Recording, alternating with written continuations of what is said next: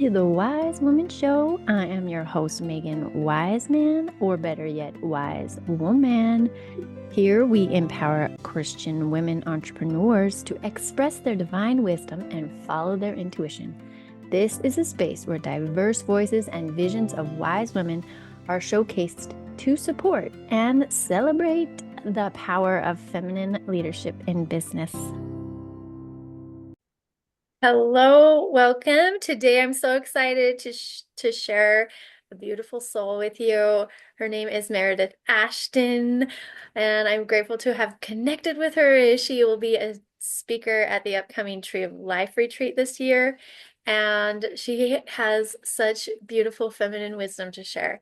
Meredith is a birth and postpartum doula, and we've had to reschedule a couple times because of that great calling, because she's had to go help people with their births. And she's also a women's hormone health specialist, cycle and fertility coach. So I know for me, this stuff is so intriguing. I know I need to learn her wisdom, so I can't wait to let her share what she knows with us today. So let's just get started, Meredith. So, how did you get into this? Tell us a little bit about your background and story and how you came to be in this feminine wisdom fertility coaching space. Okay, Megan, I am so happy to be here and talking about this topic that is so near and dear to my heart. It began, I was a classical ballerina for 15 years of my life, and I was pursuing my degree at Utah Valley University. So I was right in the middle of my dance degree and pushing hard, and I lost my period. And I knew that I was also in the grips of like disordered eating. Like I didn't have traditional bulimia or anorexia or anything, but just this very skewed relationship with myself, my body, food. And I knew that, but it's easily hidden, right? I was a very high functioning adult at that time. And um, so that was fine. I could just kind of hide that away. But when my period went missing, that was kind of the alarm bell. And that was like the last straw of like a big, uh-oh, I'm not okay. This would jeopardize my ability to have a family, and that is not okay with me. Um, no amount of success as a dancer would replace my ability to be a mother. And so if I don't have my period, I can't have babies. That's about all I knew. And so it was this quiet, like, problem that I had. And, I grew up Christian and LDS, and, I'd been taught that, the scriptures had answers for every life's problems. And I was like, but what about this one? Is it going to tell me how to solve my period problems? I haven't read anything, you know. But I believe wholeheartedly in like the healing power of Jesus Christ. So that's where my faith stayed, and I like knew that God was there. So nothing wavered as far as that went, but I was just really in need of healing, and I was really in need for answers. And so somehow, I still don't know to this day how this book came into my life, but it was in the flow. I'm sorry, Woman Code by Elisa Vitti, and she's a women's hormone health specialist in New York City. And she wrote a book about her healing journey, about her cycle and solving her PCOS and using food as medicine and, taking care of the different systems in our bodies. Um, and which I thought was like amazing. I'm like, I've never viewed food as medicine, right? Food's always been the bad guy. I'm a classical, right? Anyway, so reading her book, and at the end of her book, she briefly describes the seasons of our cycle and matches them with the different hormone fluctuations that we have each month. And I was sitting in the library and I was like, my mind is blown. I'm sitting there, I'm like, does anybody else know this? Like, do women know this? I'm like, I don't know this. And every woman needs to know this. Like, this is so powerful that we have high energy times, low energy times, more social times, less social times. Like, all of that is like normal, healthy, good. There's nothing wrong with me when I have days when all I want to do is crawl back into bed because my hormones low. And yet like every season is beautiful. We have strengths during each season and we have vulnerabilities and limitations in each season. And so being able to honor that and like live in sync with that, live in harmony in that rhythm, so powerful. So that was the first that I had ever even like heard of it. So that was the opening for me into women's health, into cyclical living, into my body, into my calling. And I just was like a closet nerd about it all, listening to podcasts on my way to work in my HR job. So then I found birth work and it was like, oh, I literally was born to do this. You know, I was born to be a doula. I have so much mother energy in me. It just comes flowing out. And to be in that birth space, there's this body element that I love. You know, it connects with the cycle. It was just like a match made in heaven. So that was kind of like, yeah, the opening. And then I've continued to teach cycle classes for teens and their moms, work with women on their fertility and their cycle, just living more in harmony with their rhythms and also like easing their period pain, right? Because that's the kicker. So, and then of course my birth and postpartum doula work. Love it. I love it. I have a similar story. I didn't realize I had an eating disorder and lost my period. And when I lost my period, I had the same, that was the thing that changed me and said like, oh, I can't do this. This is going to cause a problem in the future. So that's interesting that is such a powerful, motivator for women is even though we're like not fully connected with our cycles and everything, it seems like it's important enough for us to make significant changes in our lives in order to continue that cycle. So I love that you shared that vulnerably about, how important the cycle was to you.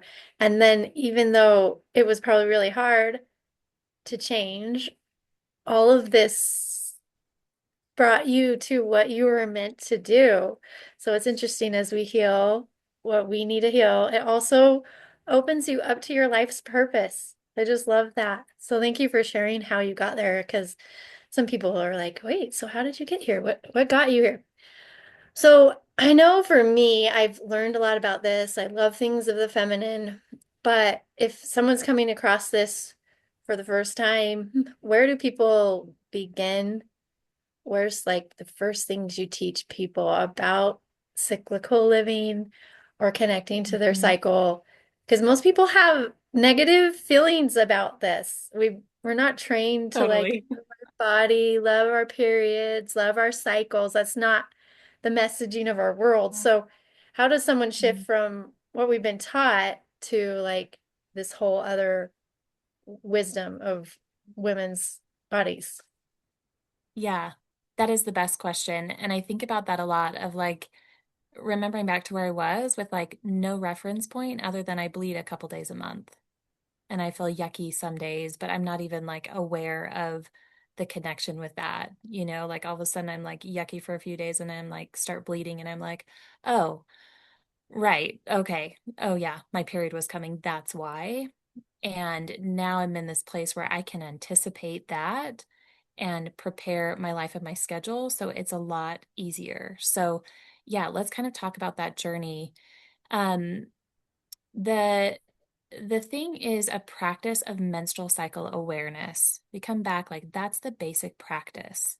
So that's the daily check-in, that's the tracking, so that we know when we're bleeding. And we're all learning, excuse me, we're like learning how to read our body to find the other side of the other half of the cycle, which is ovulation. So we're learning how to read the bleed, and we're also learning how to read the ovulation. And from there, we kind of have a sense of like when those two things are happening. And then we layer in the map of the 4 seasons of the cycle. And I love that like it's a blueprint and a map that we can kind of follow as a reference point of like, these are the days of the inner spring, these are the days of the inner summer, these are days of the inner winter, these are the days of the inner fall. And so, use that as a reference point, but then your own practice is tracking your own cycle and matching up, okay, what does my spring feel like? And like, where are my days? And when am I bleeding? How long is my cycle? Which would, massage the seasons to be my seasons within this blueprint. So a lot of it is just kind of like orienting ourselves about where am I and and tracking that throughout the cycle. And from there, it's like knowing what strengths I have and what inclinations I have, then I can play to those strengths. If I know that the inner spring is a season of planning, of brainstorming, of creativity, um, starting new things, like that's the place where, if we've had a good bleed and we've had a restful winter, then we can really approach challenging projects during that time. Then I can coordinate and organize kind of my calendar and my schedule accordingly, and things match up and they like life gets easier. It's kind of that same concept of like going skiing in wintertime is a lot easier than going skiing in the summertime. Going swimming in the summertime is a lot easier than going swimming in the wintertime. Doable, but much more effort. So that's the cyclical living. And so, as far as teaching people, it's really like the tracking piece and then layering in the season piece of that map that they can start to follow and like, track themselves going through it. So I don't know if a lot of people are aware of how to do this or why it's important because so many of us are in this masculine world where we just have to wake up, we do the same things, we produce, we come home, we wake up. So we're like in a masculine cycle. How does a woman who's, whether we may be able to shift our schedules, our lives a little bit, how does a Mhm. woman who lives in this masculine cycle adapt her feminine cycle to the world that we live in? How can they adjust their life if we're living not in a way that really supports this kind of living? 100%. That's like the $1 million question, right? We have feminine bodies that are cyclical. That means our brains are cyclical, our energy is cyclical, our, physical symptoms are cyclical. Like, and how do we do that in a masculine, like high productivity, high achieving culture? Um, it's such a good question. Um,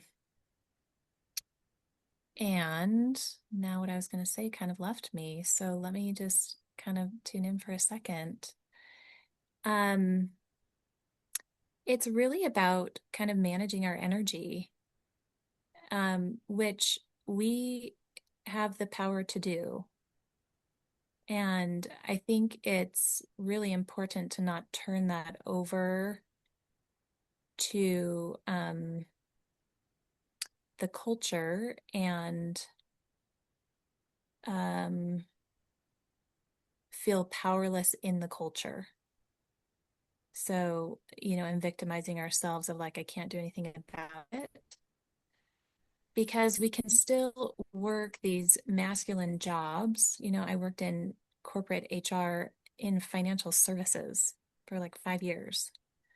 And that's when I started practicing cycle awareness and like managing my calendar, managing my energy, doing that. So it was a grind, right? Like I go to work, I have set work hours, things are very not flexible. I have sick days and PTO, but like I got to show up to work at 9 a.m. till 5, and I have a lunch break, and then I go home.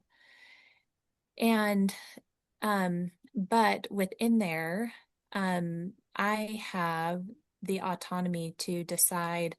I was a recruiter, so I could schedule interviews on my time, right? I could work on administrative things on a different time. So, in terms of how I organized the work that I had, I could sync that up so that it was rhythmic and cyclical. So, during my high social times, when it was easy to talk to people, easy to be kind of like on and present, then, I'd schedule the interviews during that time. And when I had low energy times, I would work on tasks that took less energy, a little bit more mundane, um, catching up on things, following up on things. And so within that, it's kind of like we use the structure that we have, in the lives that we have. Parenting is another thing. Parenting doesn't like go away.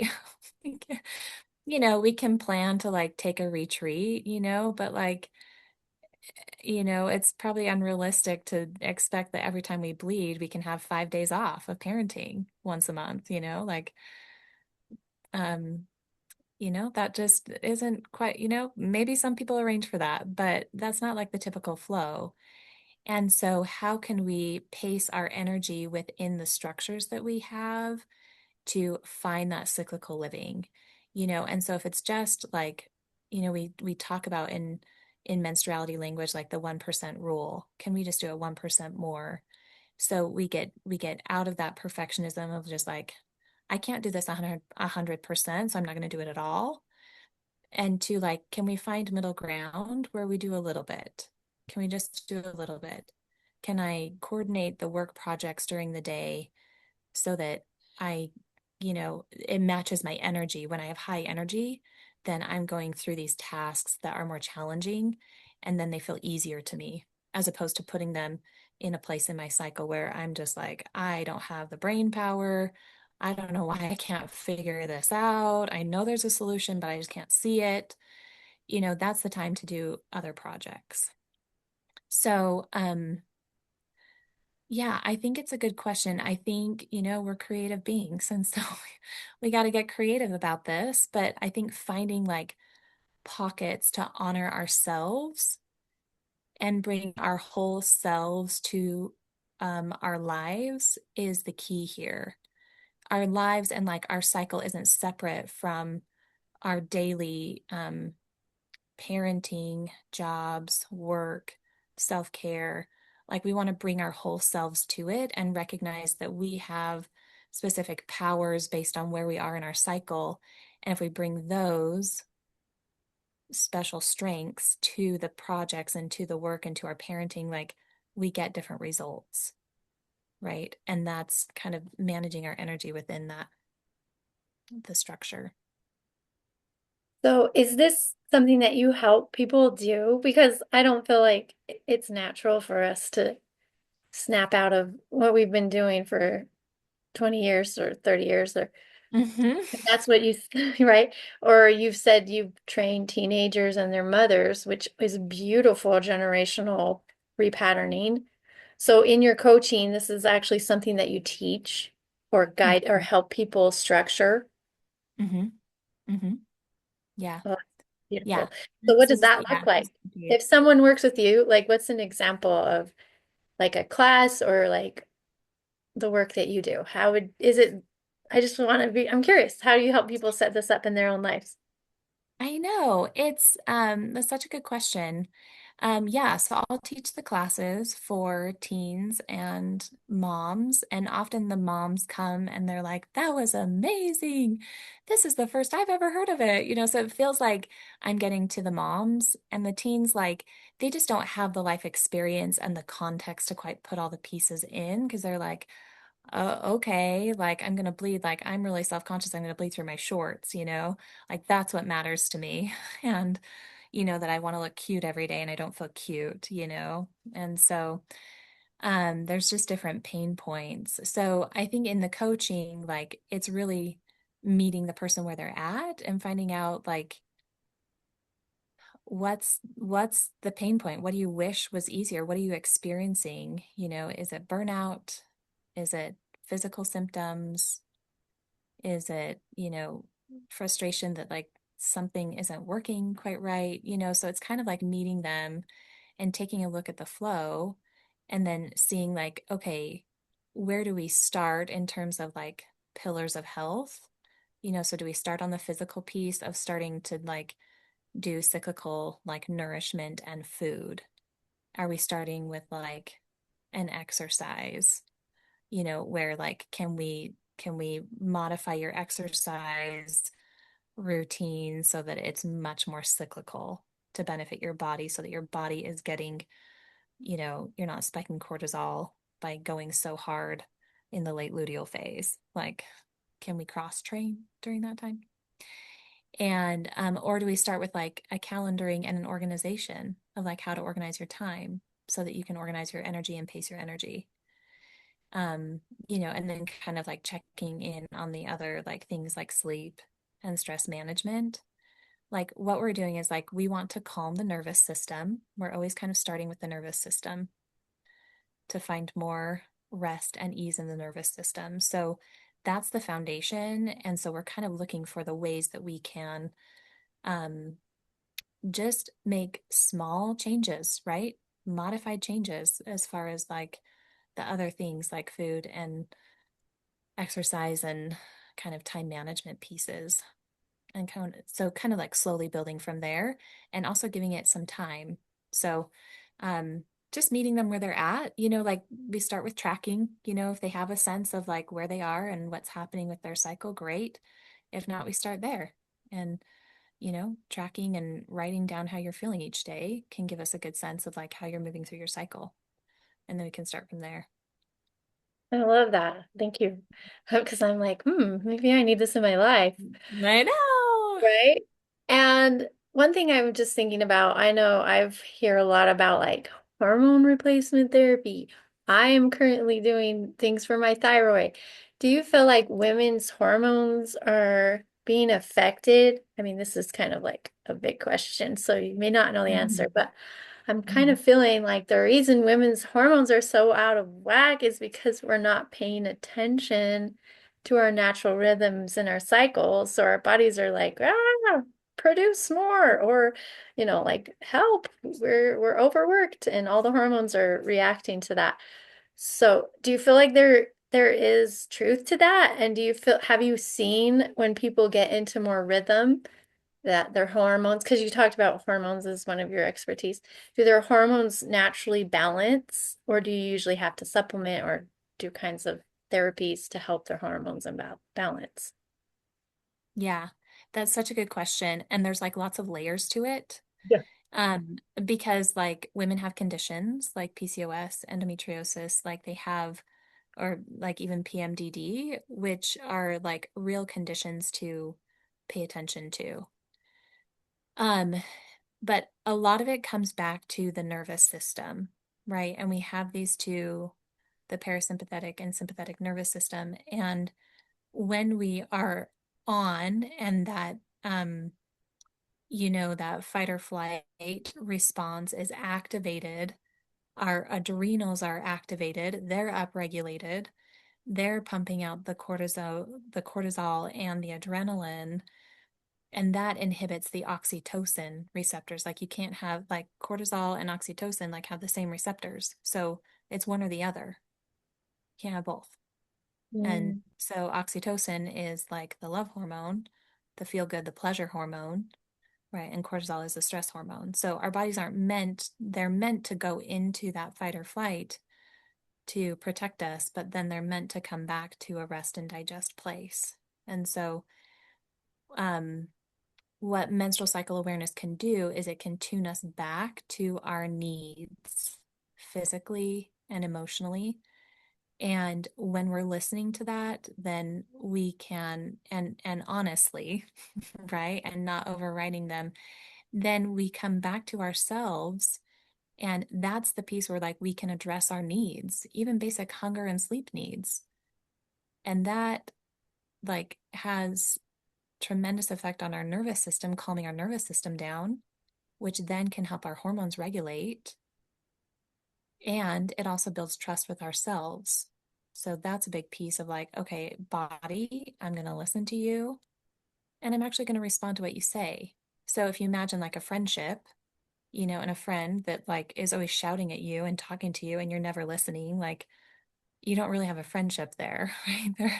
They're just going to be mad all the time. It's like, you never listen to me. You never listen to me. I'm always telling you what I need. You don't listen to me. And so what we want to do is we want to like bridge that friendship with our body. Our body will speak, so a lot of my work is like teaching body literacy. Like, how do you read the body? How do you listen to your body? Because your body's going to give you the signs of what it needs. And your job is to respond to it. And so as we do that, like that's the foundation, then we can address the hormones because nothing's going to change if that foundational piece, like if you're always feeling upregulated, you're always in fight or flight, like no amount of talking about estrogen and progesterone and like fixing those levels is really going to um, meet the mark as far as like, getting regulated and balanced hormonally. That was beautiful. Thank you. I do work with people's nervous systems a lot, so that will be interesting to kind of tune into that. Yeah. And I don't Yeah. know, maybe I'll have to be sending them that to you to get their hormones regulated. But There we go. There we go. Oh. I love learning about how all of these things connect to each other. I mean, the body's so beautiful, and I love learning that we need to build a good relationship with our bodies. Mhm. That's something as we have learned in the beginning, both you and I struggled with our bodies. And it's interesting that the body and having that battle with the body has also led us to become supporters and healers for women and their bodies. So I don't feel like we are the only ones who struggle with this body connection or loving the body or listening to the body. So I appreciate you, like, as an expert in this field, sharing how important it is and the effects that it has on women. So, just so people can find a way to connect with you, I know people are going to be listening and be like, oh my goodness, this is exactly what I've been needing to hear and what I need more of in my life. I just don't know how to do it myself. How would someone connect with you if they're listening here? You can find me the best way is on Instagram, and my handle is at cycle_awareness. The cycle awareness. Perfect. Mhm. Awesome. Well, Meredith, thank you so much. Is there anything else you want to leave or share before we start or before we close out? Um, yeah, I think I just want to share like how important building trust with ourselves is in terms of our leadership and our ability to like lead our lives. And that trust can come from building it like through cycle awareness, because there's that physical piece of like connecting with our bodies each day and building that trust. And like that's such a foundation for the rest of the work that we are here to do and wanting to do. So I think I just wanted to emphasize that piece. I love that. That is so true, right? Trusting. Oh, I love it. Such a beautiful message and so much wisdom. I'm sure we could chat all day. Well, Meredith, like I said, is going to be speaking at the Tree of Life. And so if you'd like to learn more, also you can join us at the Tree of Life retreat this year. And yeah, I'll include information for that as well. All right, Meredith, thank you so much for being here. This was amazing. I love everything that you shared. Thanks, Megan. Thanks for joining the Wise Woman Show. Remember, Divine Daughters, keep expressing your faith and femininity as you bring your powerful wisdom to this world. Like, share, comment, or subscribe to the show to stay connected.